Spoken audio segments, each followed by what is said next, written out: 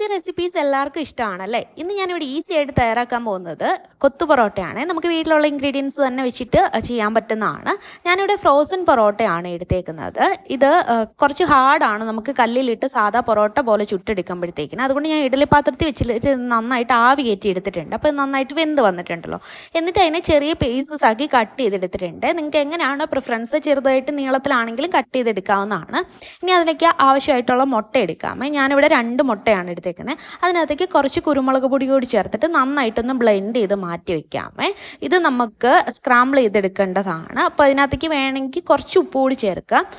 എന്നിട്ട് നമുക്കൊരു പാൻ ചൂടാക്കാൻ വെക്കുക. എന്നിട്ട് അതിനകത്തേക്ക് മുട്ട ഒഴിച്ച് കൊടുത്തിട്ട് നന്നായിട്ട് കുറച്ച് നേരം ഇതൊക്കെ ചെയ്യുമ്പോഴത്തേനും തീ ലോ ഫ്ലെയിമിൽ ഇടാനായിട്ട് പ്രത്യേകം ശ്രദ്ധിക്കുക. എന്നിട്ട് നോൺ സ്റ്റിക്കിൻ്റെ പാൻ ആണെന്നുണ്ടെങ്കിൽ നമുക്ക് ഈസി ആയിട്ട് ഇത് സ്ക്രാമ്പിൾ ചെയ്തെടുക്കാൻ പറ്റുമേ. സിലിക്കണിൻ്റെ ആണ് ഞാൻ ഇവിടെ തവി യൂസ് ചെയ്യുന്നത്. അതാകുമ്പോഴത്തേക്കും നമുക്ക് പാത്രത്തിൽ ഒട്ടിപ്പിടിക്കാണ്ട് സ്ക്രാച്ച് വീഴാണ്ടും ഈസി ആയിട്ട് ചെയ്യാൻ പറ്റും. അങ്ങനെ നമ്മുടെ മുട്ട ഇവിടെ സ്ക്രാമ്പിൾ ചെയ്തെടുത്തിട്ടുണ്ട്. ഇതിനെ നമുക്കിനി മാറ്റി വയ്ക്കാമേ. ഇനി കുറച്ച് ബോൺലെസ് ചിക്കൻ എടുത്ത് ഉപ്പ് മാത്രം ഇട്ട് വേവിച്ച് മാറ്റി വെച്ചേക്കുന്നതാണ്. എന്നിട്ട് അതിനെ ചെറിയ ചെറിയ പീസസ് ആക്കി എടുത്തു. ഇനി എല്ലുള്ള ചിക്കൻ ആണെന്നുണ്ടെങ്കിൽ നമുക്ക് വേവിച്ചതിന് ശേഷം എല്ലിൽ നിന്ന് മാറ്റിയെടുത്താൽ മതി. അതും റെഡിയാക്കി വെച്ചിട്ടുണ്ട്. ഇനി ചെറുതായിട്ട് അരിഞ്ഞ കുറച്ച് സവോള ഇതിനാവശ്യമാണ്. ഞാനിവിടെ 1.5 സവോളയാണ് എടുത്തേക്കുന്നത്. സവോള കട്ട് ചെയ്ത് വെച്ചിട്ടുണ്ട്. അതേപോലെ തന്നെ ക്യാപ്സിക്കം എടുത്തിട്ടുണ്ട്. അത് വളരെ കുറച്ച് അളവിൽ മാത്രമേ എടുത്തിട്ടുള്ളൂ. പിന്നെ നമുക്ക് ഇഞ്ചി, അതേപോലെ തന്നെ വെളുത്തുള്ളി, ഈ 2 ഇൻഗ്രീഡിയൻസ് ആണ് വേണ്ടത്. പിന്നെ നമുക്ക് വേറെ ഒന്നും, പച്ചമുളക് വേണമെങ്കിൽ ഓപ്ഷണലാണ്, അതുകൂടി ആഡ് ചെയ്യാമേ. ഒരു പാൻ ചൂടാവാനായിട്ട് വെക്കുക. എന്നിട്ട് അതിനകത്തേക്ക് ആവശ്യത്തിന് വെളിച്ചെണ്ണയാണ് ഞാനിവിടെ ചേർത്ത് കൊടുക്കുന്നത്. വെളിച്ചെണ്ണ നന്നായിട്ടൊന്ന് ചൂടായി വരുമ്പോഴത്തേക്കിനും അതിനകത്തേക്ക് നമുക്ക് നേരത്തെ എടുത്ത് വെച്ചേക്കുന്ന നമ്മുടെ വെളുത്തുള്ളി ഇട്ട് കൊടുക്കാമേ. വെളുത്തുള്ളി ഇഞ്ചിയും നന്നായിട്ടൊന്ന് മുരിഞ്ഞ് വരുമ്പോഴത്തേക്കിനും അത് ഒരു 2-3 സെക്കൻഡ് ഇളക്കിയാൽ മതി. അതിന് ജസ്റ്റ് ഒരു പച്ചമണം മാറി വരുമ്പോഴത്തേക്കിനും നമുക്ക് ഇതിനകത്തേക്ക് ബാക്കി ഇൻഗ്രീഡിയൻസ് കൂടി ആഡ് ചെയ്യാമേ. അതിനെ ചെറുതായിട്ടൊന്ന് ഇളക്കി കൊടുക്കുക. ഇതെല്ലാം ചെയ്യുമ്പോൾ ലോ ഫ്ലെയിമിൽ വെക്കുക, അല്ലെങ്കിൽ ഇത് കരിഞ്ഞു പോകാനായിട്ടുള്ള സാധ്യത കൂടുതലാണ്. അത് നന്നായിട്ടൊന്ന് മുരിഞ്ഞ് വരുമ്പോഴത്തേക്കും നമുക്ക് നേരത്തെ അരിഞ്ഞു വെച്ചേക്കുന്ന സവോള ഇതിനകത്തേക്ക് ചേർത്ത് കൊടുക്കാമേ. സവോള പകുതി പീസിനെ ഒന്നും കൂടി 2ആയിട്ട് കട്ട് ചെയ്തതിന് ശേഷം ചെറിയ ചെറിയ പീസസ് ആക്കിയാണ് ഞാനിവിടെ കട്ട് ചെയ്തെടുത്തേക്കുന്നത്. സവോളയും കൂടി ഇട്ടിട്ട് നന്നായിട്ടൊന്ന് വഴറ്റി കൊടുക്കാം. ഒരു 2-3 സെക്കൻഡ് അതും ഒന്ന് വഴറ്റിയതിന് ശേഷം നമുക്ക് അതിനകത്തേക്ക് നേരത്തെ അരിഞ്ഞു വെച്ചേക്കുന്ന നമ്മുടെ ക്യാപ്സിക്കം ആഡ് ചെയ്യാമേ.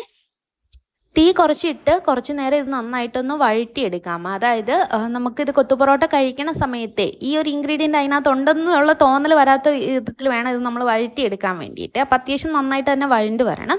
പിന്നെ അതിനകത്തേക്ക് കുറച്ച് ഉപ്പും കുറച്ച് കറിവേപ്പില കൂടി ആഡ് ചെയ്ത് കൊടുക്കുന്നുണ്ട്. ഇപ്പോൾ ഇത് നന്നായിട്ട് വഴണ്ട് വന്നതിന് ശേഷം നമുക്ക് മസാല ആഡ് ചെയ്യാമേ. ആദ്യമേ കുറച്ച് മീറ്റ് മസാല ഇടുന്നുണ്ട്, കുരുമുളക് പൊടി, കാശ്മീരി ചില്ലി, അതേപോലെ തന്നെ മഞ്ഞൾപ്പൊടി. ഇത്രയും മസാല മാത്രമേ നമ്മൾ ഇതിനകത്തേക്ക് ആഡ് ചെയ്യുന്നുള്ളൂ. മസാല ഇട്ടതിന് ശേഷം തീ കുറച്ച് വെച്ച് നന്നായിട്ട് മസാലയുടെ പച്ചമണമൊക്കെ ഒന്ന് മാറുന്ന വരെ നന്നായിട്ടൊന്ന് ഇളക്കി യോജിപ്പിച്ചെടുക്കാമേ. മസാല കരിഞ്ഞ് പോവാതിരിക്കാനായിട്ട് പ്രത്യേകം ശ്രദ്ധിക്കുക. ലോ ഫ്ലെയിമിൽ ഇട്ട് വേണം. ചുവട് കട്ടിയുള്ള ഒരു പാത്രം എടുക്കുകയാണെന്നുണ്ടെങ്കിൽ നമുക്ക് ഈസിയാണ് കുക്ക് ചെയ്യാൻ വേണ്ടിയിട്ട്. അപ്പം നമ്മുടെ മസാല ഇവിടെ നന്നായിട്ട് കുക്കായി വന്നിട്ടുണ്ട്. അതിനകത്തേക്ക് നേരത്തെ എടുത്ത് വെച്ചേക്കുന്ന ചിക്കൻ കൂടി ഇട്ടിട്ട് നന്നായിട്ടൊന്ന് ഇളക്കി കൊടുക്കാമേ. ഇതിനകത്ത് ചിക്കന് നമ്മൾ നേരത്തെ ഉപ്പൊക്കെ ഇട്ടാണ് വേവിച്ചത്. ഇനി ചിക്കനകത്തേക്ക് ആ മസാല ജസ്റ്റ് ഒന്ന് പിടിച്ച് വന്നാൽ മതി. അതിന് വേണ്ടിയിട്ട് കുറച്ച് സമയം ഒന്ന് ഇളക്കിയെടുത്താൽ മതി. വേറെ ഒന്നും ഇതിനകത്ത് വെന്ത് വരാനായിട്ടില്ല, എല്ലാം നമ്മൾ കുക്ക് ചെയ്ത് വെച്ചേക്കുന്നതായതുകൊണ്ട്. ഇനി അതിനകത്തേക്ക് ഒരു ചെറിയ പീസ് ബട്ടർ കൂടി ആഡ് ചെയ്യുന്നുണ്ട്, ടേസ്റ്റിന് വേണ്ടിയിട്ടാണ്. നിങ്ങൾക്ക് വേണമെങ്കിൽ ആഡ് ചെയ്യാം, അല്ലെങ്കിൽ ഒഴിവാക്കാമേ. നെയ്യ് വേണമെങ്കിൽ അങ്ങനെ വേണമെങ്കിൽ നെയ്യിൽ ഇതെല്ലാം കൂടെ വഴറ്റിയെടുത്താലും ടേസ്റ്റാണ് കേട്ടോ. ഇനി നമുക്ക് നേരത്തെ അരിഞ്ഞു വെച്ചേക്കുന്ന നമ്മുടെ പൊറോട്ട ഇതിനകത്തേക്ക് ഇട്ട് കൊടുക്കാമേ. ഈ പറഞ്ഞ പോലെ പൊറോട്ടയും നല്ലതായിട്ട് കുക്കായി വന്നിട്ടുള്ളതാണ്. അപ്പോൾ അതിനകത്തേക്ക് നമുക്ക് വേറൊന്നും ഇത് കുക്കായി വരാനായിട്ടില്ല. ഇതിനകത്തേക്ക് മസാലയൊക്കെ ഒന്ന് യോജിച്ച് വന്നാൽ മതി. അതിന് വേണ്ടിയിട്ട് കുറച്ച് സമയം നന്നായിട്ടൊന്ന് ഇളക്കിയെടുക്കാമേ. ഇനി ഉപ്പൊക്കെ ഒന്ന് ടേസ്റ്റ് നോക്കിയിട്ട് കുറവുണ്ടെങ്കിൽ ആഡ് ചെയ്ത് കൊടുക്കാമേ. ഉപ്പ് എല്ലാത്തിനും ഇട്ട് വേവിച്ചുകൊണ്ട് തന്നെ നോക്കിയതിന് ശേഷം ആഡ് ചെയ്യാവുള്ളൂ. പിന്നെ കുറച്ച് ചില്ലി ഫ്ലേക്സ് കൂടി നമ്മൾ ഇതിനകത്തേക്ക് ചേർത്ത് കൊടുക്കുന്നുണ്ട്. എന്നിട്ട് നന്നായിട്ടൊന്ന് ഇളക്കിയെടുക്കുക. ഇനി നമ്മൾ നേരത്തെ സ്ക്രാമ്പിൾ ചെയ്ത് വെച്ചിട്ടില്ല, എഗ്ഗ് കൂടി ഇതിനകത്തേക്ക് ആഡ് ചെയ്ത് കൊടുത്തിട്ടുണ്ട്. എല്ലാത്തിലും ജസ്റ്റ് ഒന്ന് മസാല പിടിക്കണ വരെ ജസ്റ്റ് ഒന്ന് ഇളക്കി കൊടുക്കുക.